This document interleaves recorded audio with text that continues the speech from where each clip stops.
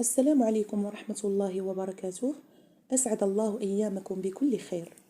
فصل ما الغاية من كتاب فن اللامبالاة.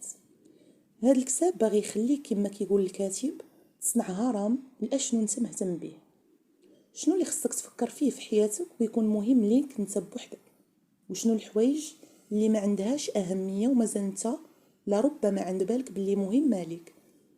خاص الناس تعرف باللي ماشي مشكل ان الوقت تكون عيانه في شي مرات.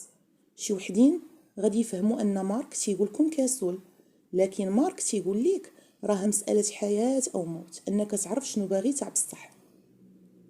ملي كيحساب ليك ان في الحياه ما خاصش الامور تمشي بعكس ما حنا باغين، راه تما فين غيجيك لوم الذات العميق، وبالتالي غتحاول تبالغ في ردات الفعل ديالك بطريقه المبالغه، وغادي تعيش ديما في المبالغه اللي غادي تسالي لك الطاقه باش عيش.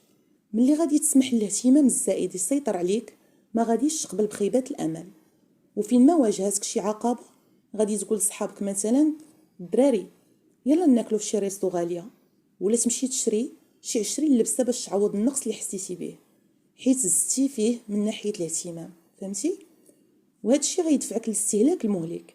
دابا بغى يقول لك مارك شد في اهتمام واحد اللي فعلا غادي يكون التغيير فيه او التحقيق ديالو يعطي لحياتك الضوء، ولكن ماشي تسمع بان حياتك غتولي مشرقه الا فهمتي هذا الكتاب ويحسب ليك راه الكلام بالمطلق.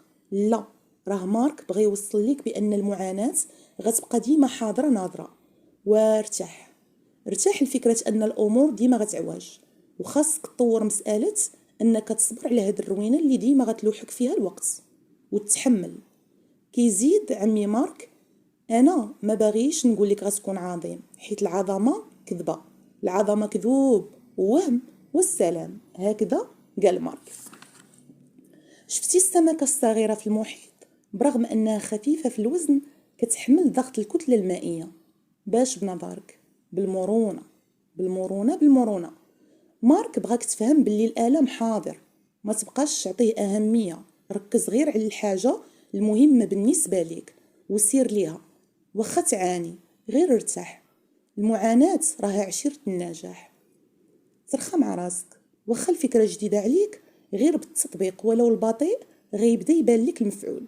ونزيدك عمي مارك غيوصلك لمرحله تكون تبكي وتضحك على راسك باللي راك تبكي، حيت تقبلتي انك لازم ما تعاني، وغيعلمك تديها في الجهه الضراك كما كنقولوا، ولكن حيد كلمه الضراك ودير في بلاصتها الجهه اللي غتديك نحو الضوء، عفوا اللي في اخر النفق.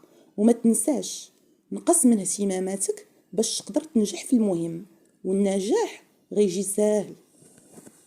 شكرا على استماعكم.